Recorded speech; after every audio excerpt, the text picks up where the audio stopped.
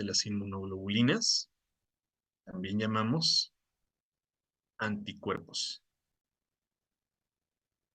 Pero, pero, yo creo que ya a estas alturas ustedes me pueden dar más ejemplos, no solamente los anticuerpos. A ver, descríbanme aquí en el chat más ejemplos de proteínas defensivas. Escríbanme en el chat más ejemplos de proteínas defensivas.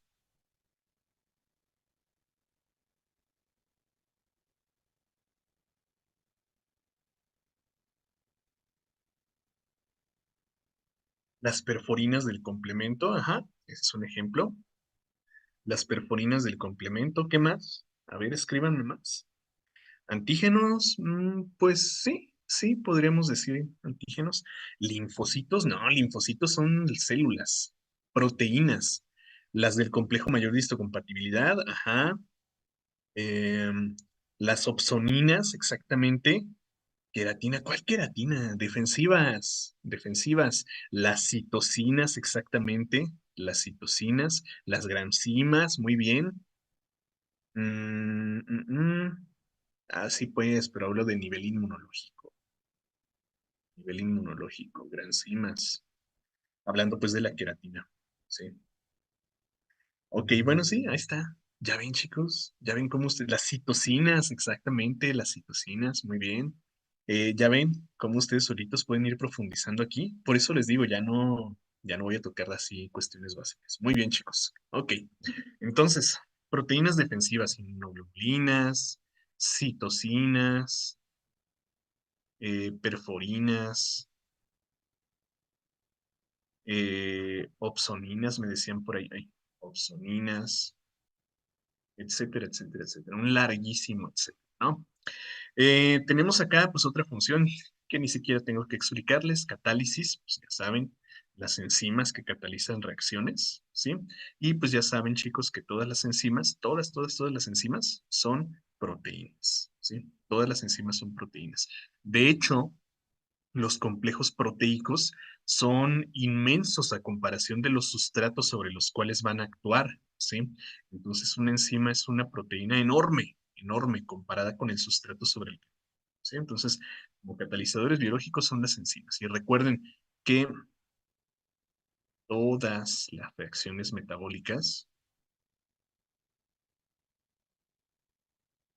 todas las reacciones metabólicas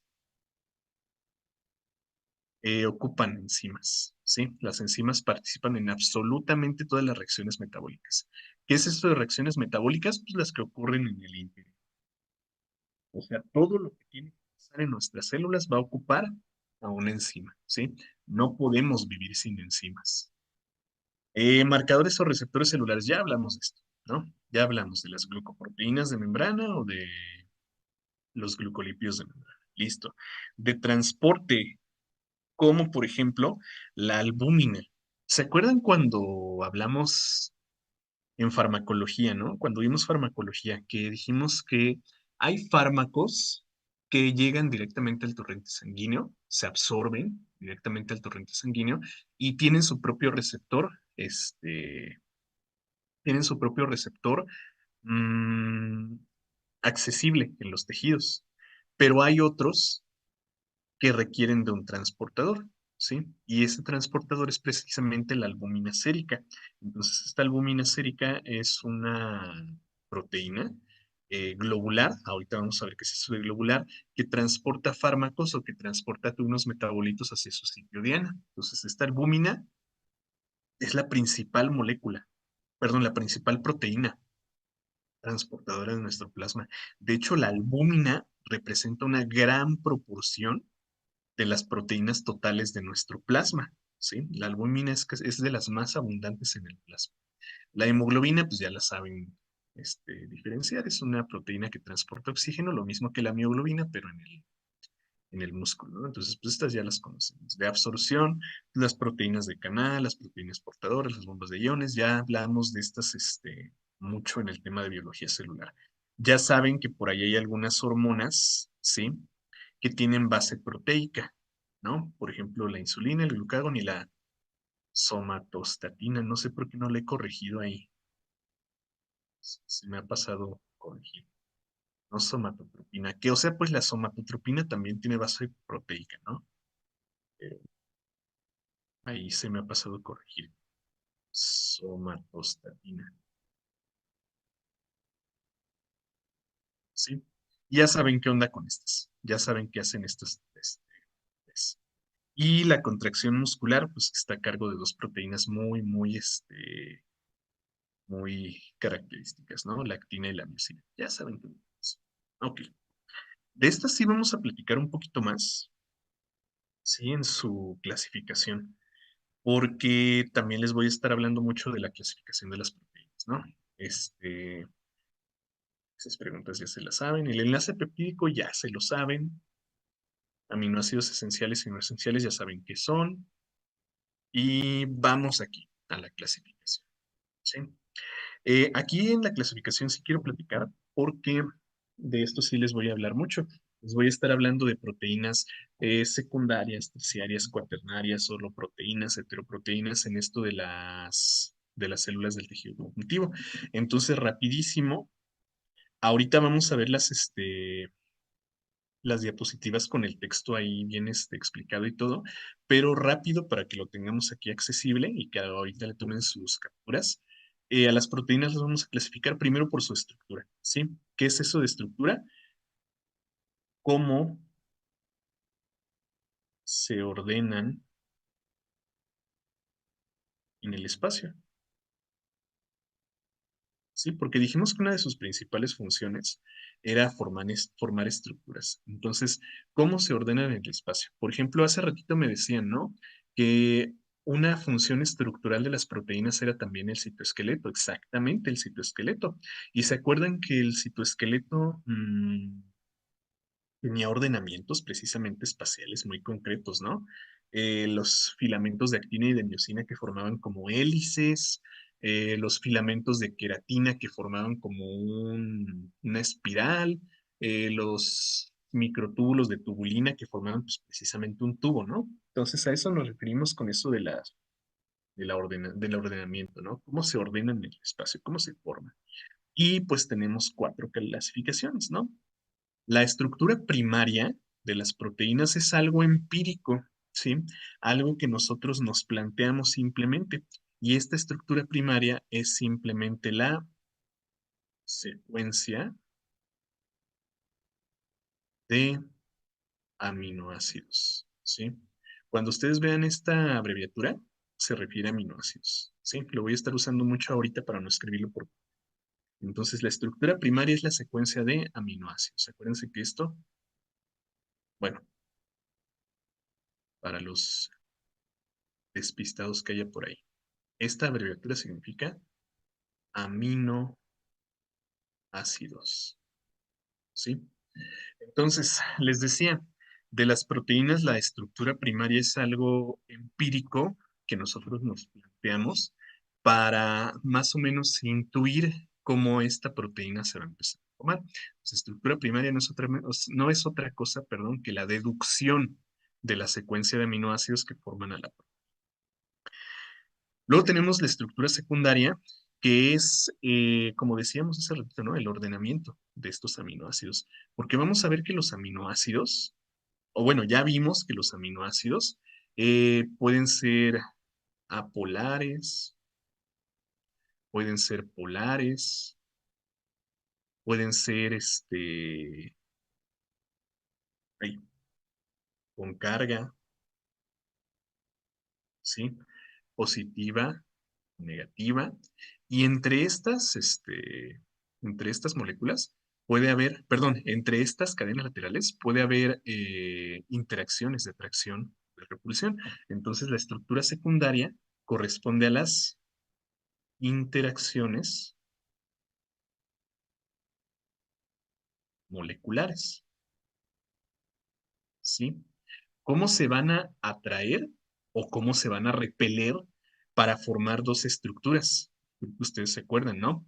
La estructura alfa y la estructura beta.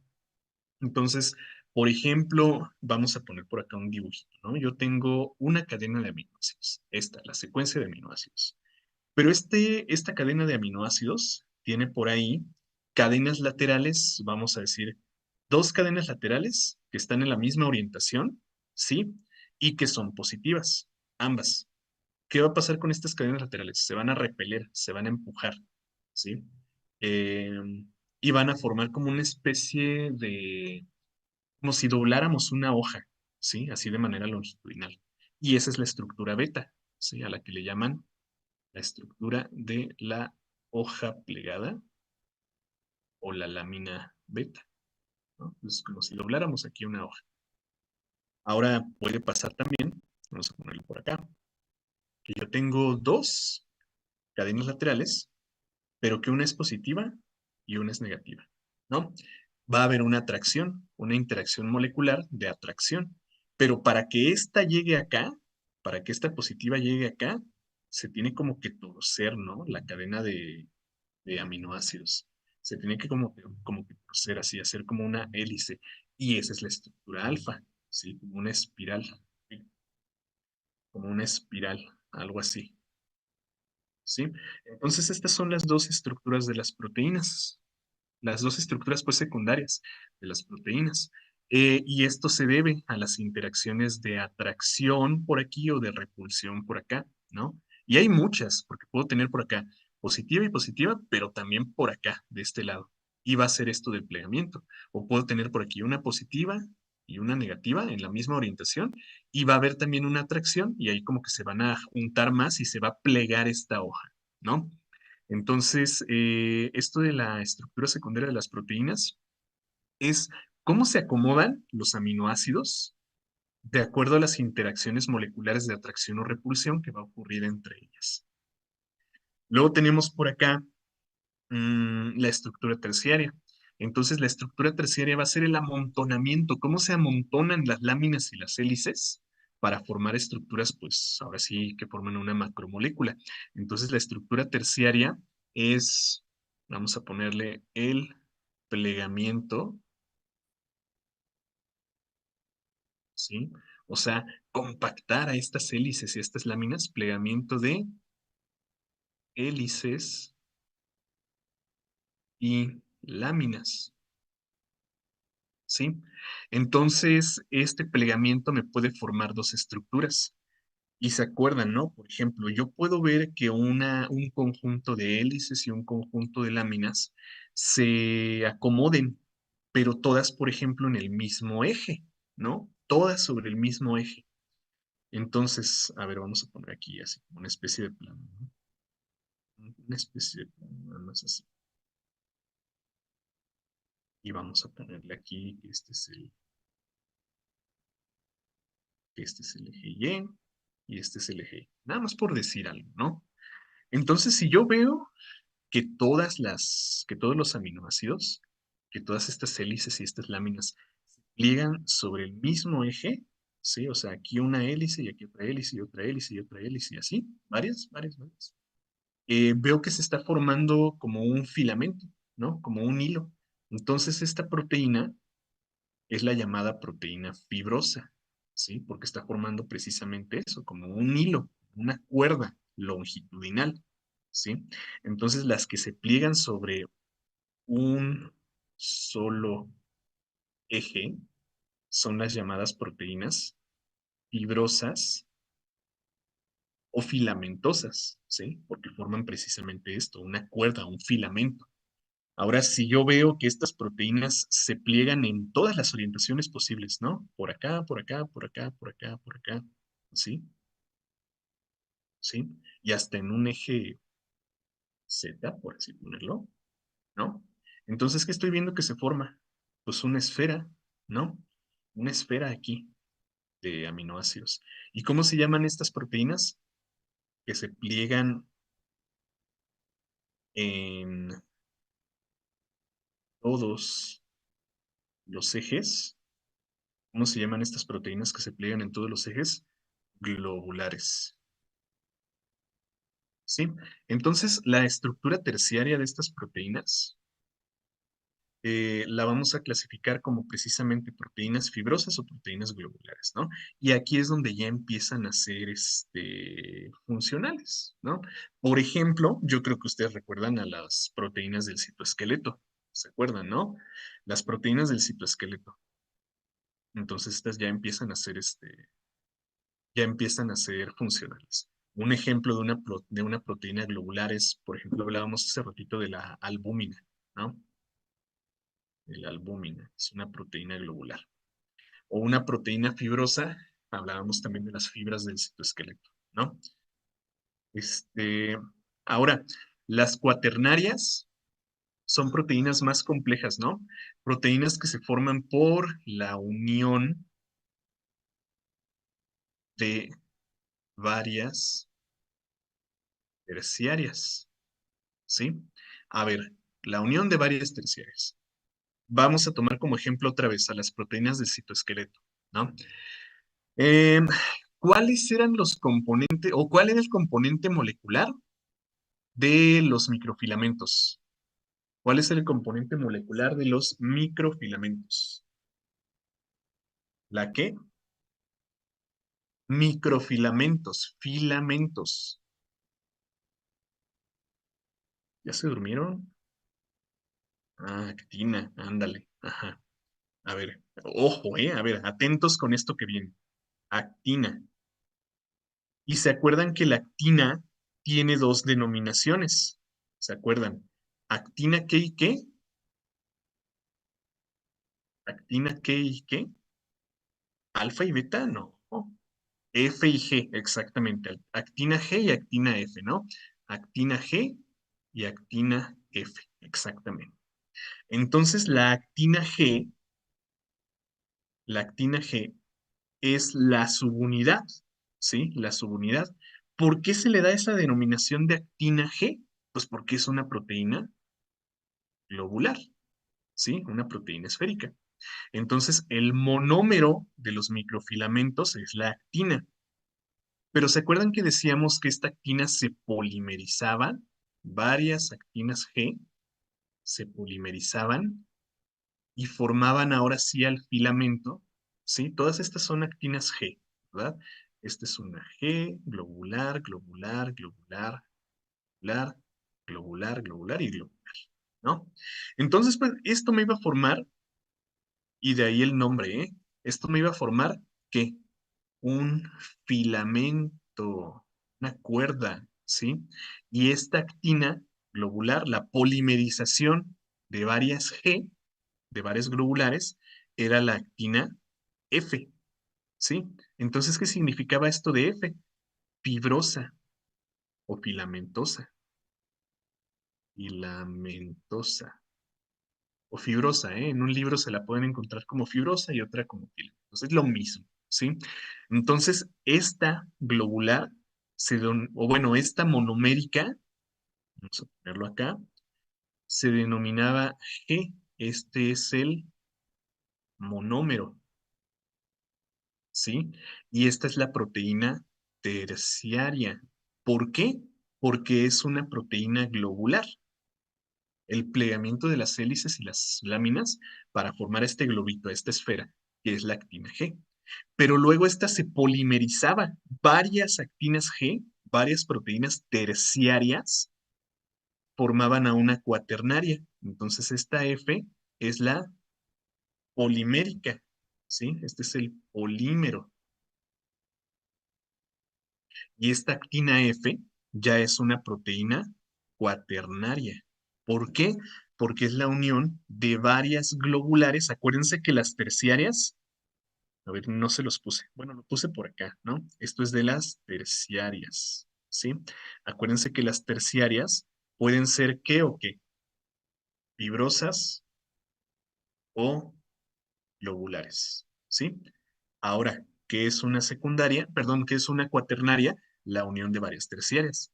La actina G, el monómero es terciaria, pero cuando se polimerizan, se unen varias terciarias, ya tengo una cuaternaria. Y lo mismo con la tubulina de los microtúbulos, ¿sí? Y lo mismo, por ejemplo, con la hemoglobina que me hablaban hace ratito. Me decían, la hemoglobina que transporta oxígeno. Bueno, ya les he hablado mucho de la hemoglobina, ¿no? Tiene 4 subunidades globulares, un complejo de coordinación de hierro, y ese hierro se oxida para transportar oxígeno, ya saben, ¿no? Entonces, pues las proteínas cuaternarias son la unión de varias terciarias. Y lo vamos a estar viendo, por ejemplo, cuando les hable de los fibroblastos, ¿no? Les voy a decir, el retículo endoplásmico rugoso de los fibroblastos forma a los aminoácidos que forman el lipídico. Y luego se mandan al aparato de Golgi para formar, perdón, para glucosilarlos y formar ahora sí a la glucoproteína que se llama colágeno, ¿sí? Y entonces el fibroblasto es el que secreta la matriz extracelular. ¿Y qué es eso del colágeno? Pues una proteína cuaternaria que tiene por ahí también un componente glucosídico, ¿sí? Y bueno, hablando de eso, a ver, ojo, hablando del retículo endoplásmico rugoso y del aparato de Golgi, vamos a platicar ahora de bueno, de esta clasificación de las proteínas por su composición, ¿sí? Vamos a ver ahora su composición. Vamos a ver esto para acá y vamos ahora a esto. Ojo, retículo endoplásmico rugoso y aparato de Golgi. Vayan recordándolos porque ahorita les voy a platicar de esto. Tenemos dos clasificaciones, ¿no? Holoproteínas o homoproteínas, que es lo mismo. Homo-holo hace referencia a lo mismo, ¿no? Lo mismo. Entonces, ya lo platicamos ahorita en los homopolisacáridos y heteropolisacáridos. Va a ser básicamente lo mismo. Las holoproteínas u homoproteínas son proteínas que están formadas por solo aminoácidos, ¿sí? Y las heteroproteínas son proteínas que están formadas por aminoácidos, ¿sí? Pero también otras biomoléculas, ¿sí? También otras biomoléculas. Entonces, ¿por qué estoy hablando aquí del retículo endoplásmico rugoso y del aparato de Golgi? Bueno, porque hay proteínas que ya nos funcionan así como salen del retículo endoplásmico rugoso, ¿no? Hablábamos, por ejemplo, de la albúmina, ¿sí? Esta albúmina sale del retículo endoplásmico rugoso como una proteína globular y ya, perfecto. La puedo exocitar, la puedo mandar al plasma y ya puede cumplir su función, ¿sí? Entonces, ¿qué onda con el retículo endoplásmico rugoso? Acuérdense que el retículo endoplásmico rugoso tiene por ahí a los ribosomas, ¿sí? Entonces, ustedes recuerdan que a los ribosomas entra una cadena de ADN, ¿verdad? Entra una cadena de ADN y va saliendo una cadena de aminoácidos, ¿sí? Entra ADN y ese ADN va codificando por una cadena de aminoácidos. Pero aquí está la cuestión, fíjense, el retículo endoplásmico, bueno, los ribosomas, pues es un ribosoma. Los ribosomas del retículo endoplásmico rugoso traducen al ADN, que acuérdense que viene en forma de ARN mensajero, ¿no? Traducen al ADN y forman una cadena de aminoácidos, ¿sí? ¿Ustedes recuerdan que en algún momento yo les haya dicho, el retículo endoplásmico rugoso por medio de los ribosomas forma carbohidratos? ¿El ADN codifica para carbohidratos, para monosacáridos? No, ¿verdad? Entonces, ¿qué tipo de proteínas producirá un ribosoma? ¿Una homoproteína o una heteroproteína? El ribosoma. Una homoproteína, ¿verdad? Exactamente. Muy bien. U holoproteína, que es lo mismo, ¿sí? Entonces, el retículo endoplásmico rugoso por medio de los ribosomas va a formar solo holoproteínas u homoproteínas, porque el ribosoma solamente es capaz de sintetizar aminoácidos y nada más, ¿sí? Entonces, ¿qué dijimos que son las proteínas formadas por aminoácidos? Holoproteínas. Entonces, pues ya esta cadena de aminoácidos que se formó aquí, bueno, pues se la voy a mandar al retículo, perdón, se la voy a mandar al aparato de Golgi para que por medio de las proteínas, perdón, por medio de las enzimas de su membrana, por medio de las enzimas del aparato de Golgi, pues le peguemos por aquí ahora sí, vamos a decir, un oligosacárido, ¿no? Y ya es una glucoproteína, ¿no? O a esta glucoproteína todavía la pliegue con otra y forme ahora una proteína cuaternaria, ¿no? Por ejemplo, por ejemplo, por ahí andan unas células que se llaman eritroblastos, ¿no? Y estos eritroblastos tienen dos componentes celulares muy bien desarrollados. ¿Cuáles creen? Pues precisamente el retículo endoplásmico rugoso y el aparato de Golgi. ¿Qué hará el retículo endoplásmico rugoso? Este retículo endoplásmico rugoso produce solamente a las globinas alfa y beta, ¿sí? Nada más. Y a estas se las manda al aparato de Golgi. ¿Para qué? Para que las plieguen, ¿sí? Para que las junte a estas alfa y beta, ¿sí? A una beta con una beta y una alfa con una alfa, y que el mismo aparato de Golgi le ponga ahí átomos de hierro y que con estos átomos de hierro tenga la capacidad de captar electrones de quién creen. ¿Se acuerdan quién dijimos que era el agente oxidante por excelencia en sistemas biológicos? Oxígeno, ¿sí? Y que de esta manera ahora la hemoglobina, que es una proteína cuaternaria, ¿sí? Sea extremadamente funcional, ¿sí? Entonces vean cómo el retículo endoplásmico rugoso y el aparato de Golgi, como ya lo hemos platicado, tienen ahí una función que está muy estrechamente relacionada por la producción de proteínas, ¿sí?